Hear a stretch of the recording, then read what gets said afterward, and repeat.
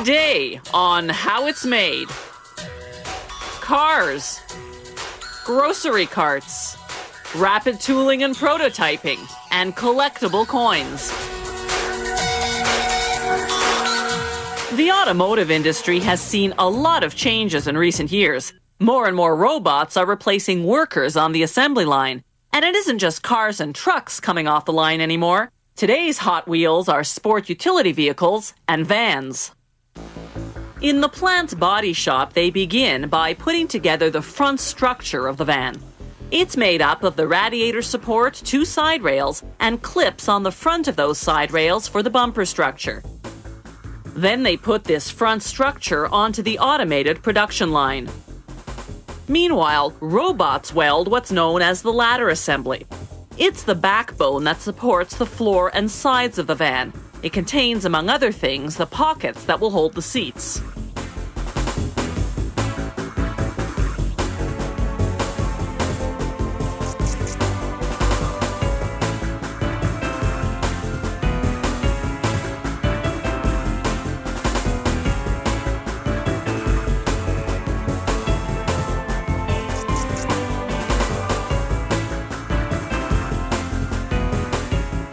Now the robots take the front end structure and the ladder assembly and weld them together.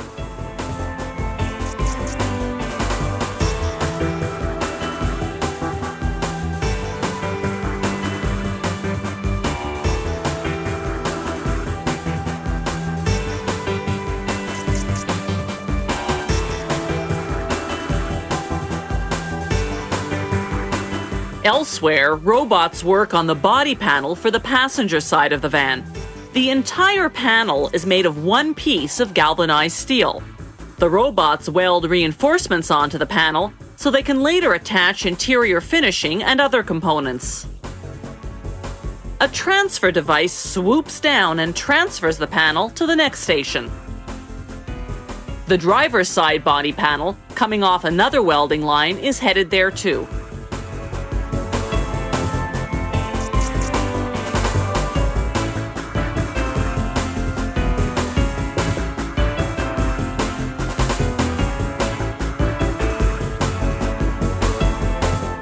At that next station, robots have already installed an underbody with a floor panel on top of the ladder assembly unit we saw earlier. Now the robots weld the body side panels to the underbody. They also weld inner wheel wells to the body side panels. Then they weld on a roof. The van then rolls into the area of the body shop called closures. That's where they install the lift gate, the hood, and the doors. An inspector checks the gaps around the hood, looks for dents and dings in the body, and makes sure the doors are flush with the side panels. He marks any areas that need repair or adjustment with removable ink. The engines arrive at the plant already assembled. Workers just have to install and adjust a few components. Meanwhile, the van is off at the paint shop and then goes to the trim shop for glass, handles, and interior components. In the chassis department, the engine, transmission, rear suspension, and brake assembly are installed from underneath.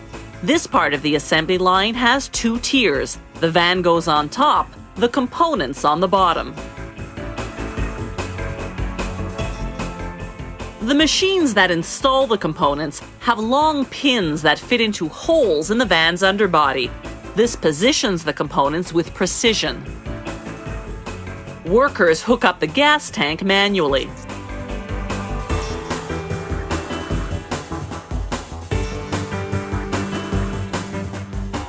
The seats arrive ready-made from a nearby factory.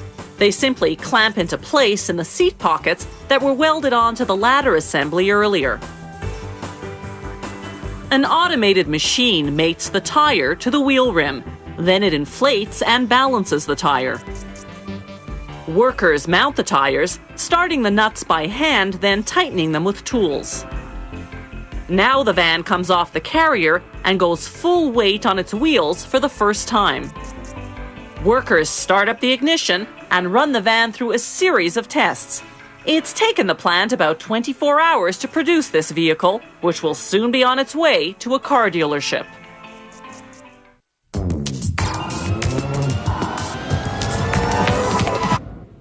Geomatics is a high-tech science whose objective is to gather geographic information, then study and use it.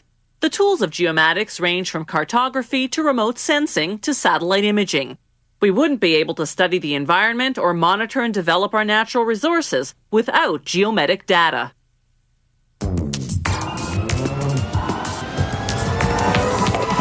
An Oklahoma grocer invented the first shopping cart back in 1937. He noticed his customers stopped shopping once their handbaskets became too heavy to carry. His basket on wheels became a rollaway success.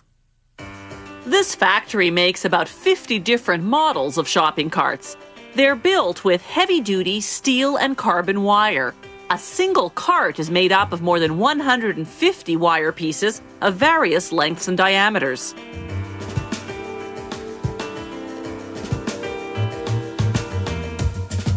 Automated machines bend the wires to form the cart's numerous components.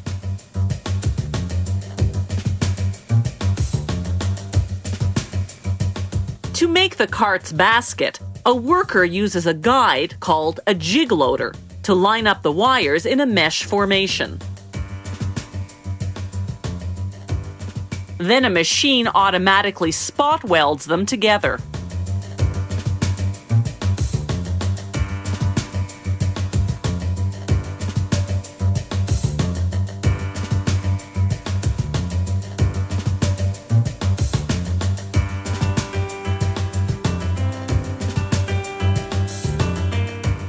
The next machine applies 20 tons of pressure to bend the wires into a basket shape.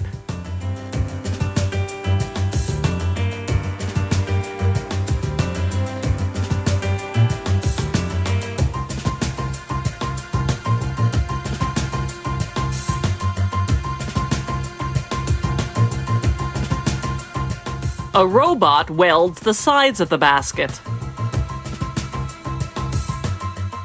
A worker then trims off the excess wire.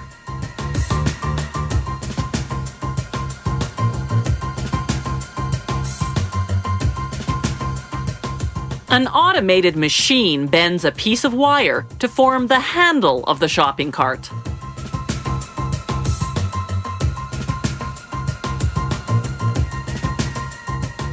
They make the frame for the base of the cart, called the chassis, out of one thick tube that's almost 4 meters long.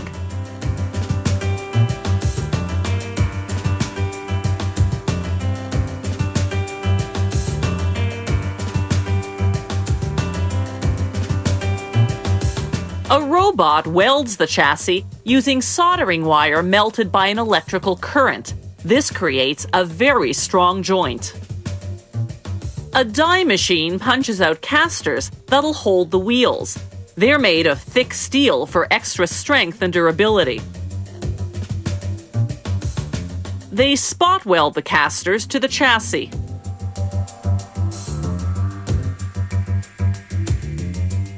They clean the cart's metal components in a bath of soap and acid. Then they electroplate the metal with nickel, then with chrome as a finishing coat.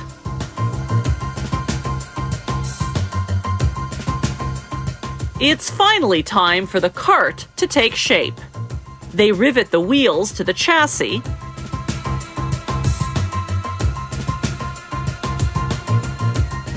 then install the bottom rack.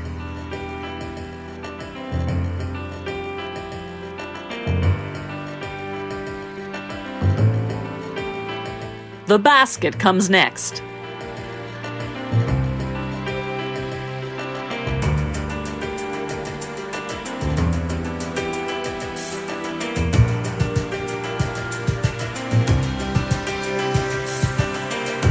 They print the warnings on the plastic panel for the collapsible baby seat.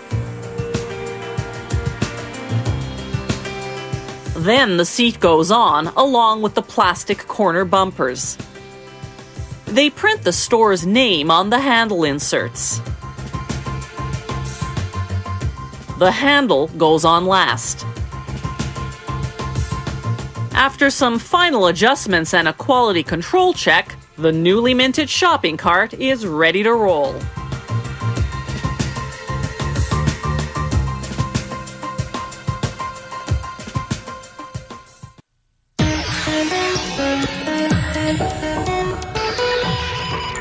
Every machine, from your vacuum cleaner to your car, is made up of a series of parts. Those parts are designed by specialized companies. They first build a prototype, then make the molds or tools needed to manufacture the part. They design the part in 3D on the computer. The computer then guides the machines that construct the prototype. One method divides the 3D drawing into cross-sectional layers just a few thousandths of an inch thick. It feeds this information to a laser that's directed at a tray filled with a light-sensitive liquid resin. The laser's light hardens the resin in the shape of the part, layer by layer, eventually constructing the prototype.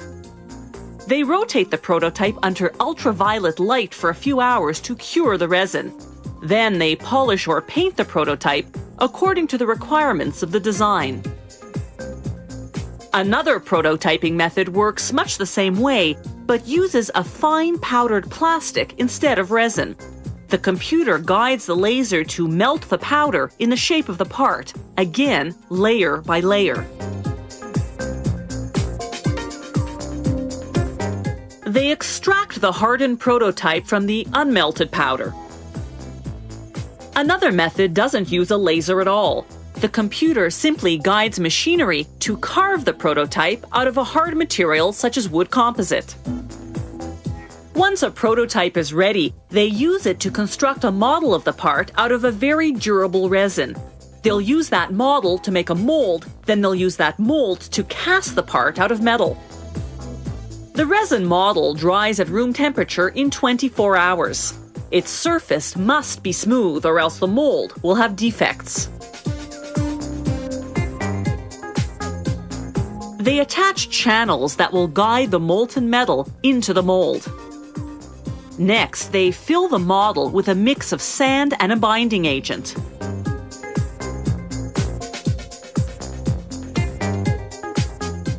They smooth out the surface, then number it for tracking purposes. The sand mix takes about 15 minutes to harden into a mold. Now they can finally cast the part. They carefully pour in the molten metal, in this case magnesium, heated to about 700 degrees Celsius. They block the hole with sand to prevent the metal from reacting to the air. The metal takes about 10 to 20 minutes to harden depending on the size of the mold. They crack the mold open on a vibrating conveyor. They use a plaster mold to cast parts that require a better surface finish. Workers position a box around the prototype to contain the plaster.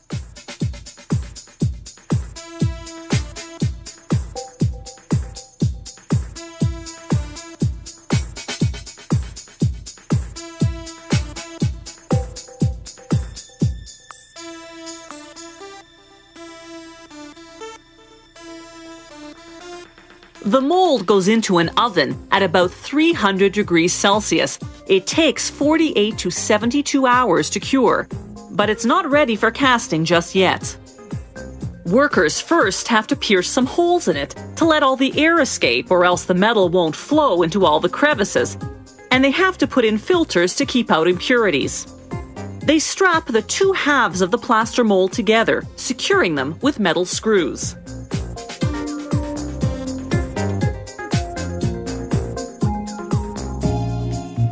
Workers carefully pour in molten magnesium, using a special gas to prevent the metal from catching fire. Again, they seal the opening with sand. It takes the metal anywhere from 20 minutes to an hour to cool. Then they break open the plaster to remove the metal part. They cut off the channels through which they poured the metal. Then they polish the part using grinders and sanders. Then they paint it using special spray paint that adheres to magnesium. The part is finally finished.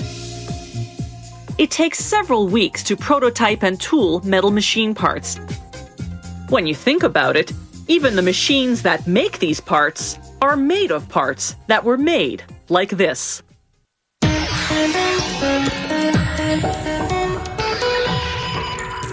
The Royal Canadian Mint makes all of Canada's coins. Circulation coins, the ones we use for money, bullion coins for investment, and collector coins, high-quality gold and silver collectibles that commemorate Canada's heritage.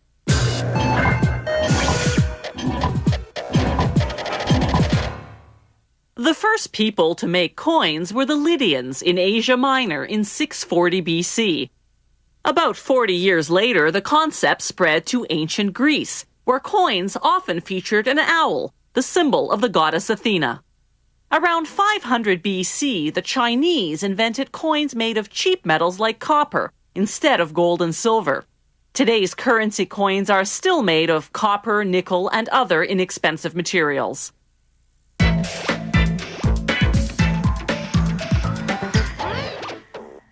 The Mint manufactures collector coins using sterling silver as well as sterling scraps left over from making other coins. The silver goes into a casting furnace at 1,150 degrees Celsius.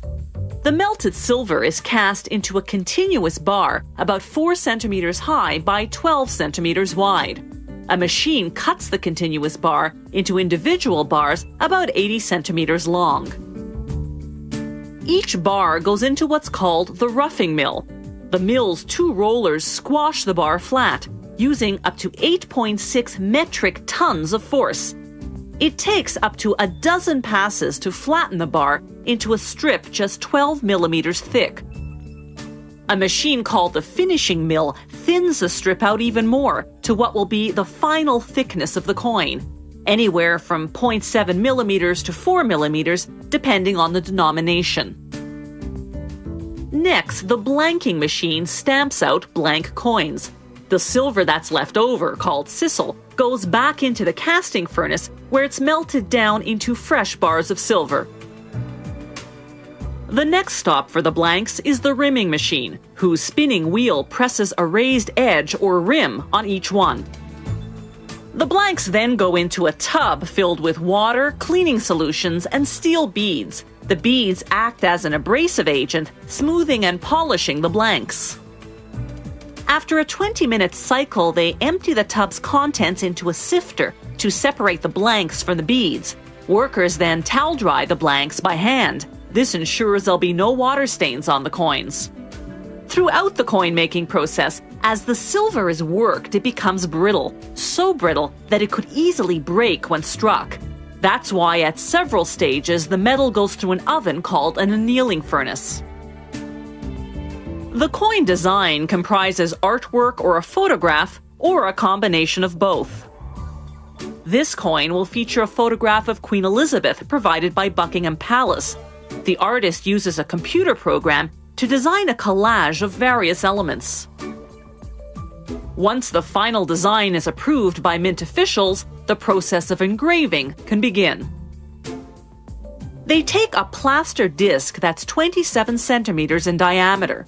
The computer guides the engraving machine to turn the one-dimensional computer design into a three-dimensional version in rough detail. This creates a plaster model of the design in the negative. They now use this negative to cast a plaster positive. An artist then enhances the detail by hand. Once that's done, they cast a negative plaster mold.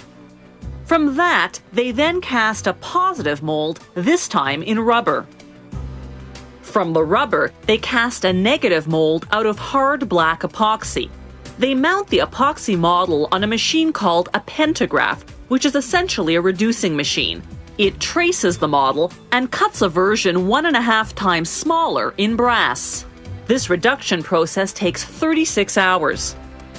Then an engraver takes the brass model and fine-tunes the design under a microscope. At this stage, the engraver also adds the lettering, noting the year, the denomination, and the country of issue. Then comes another 36-hour reduction process. They reduce this brass model 1.5 times to create what's called a matrix, a negative model made of high-grade steel that's the final size of the coin. Then they strike the matrix onto a block of steel, which creates a positive called a punch. Then they strike the punch onto another steel block to create a negative called a die. The coins are made one at a time in the coin press. There are 2 dies per coin, one for each side, positioned above and below the blank. They strike simultaneously, not once but twice, to create a high-quality impression. Not at all like circulation coins, which are struck just once on high-speed machines that make several hundred coins per minute.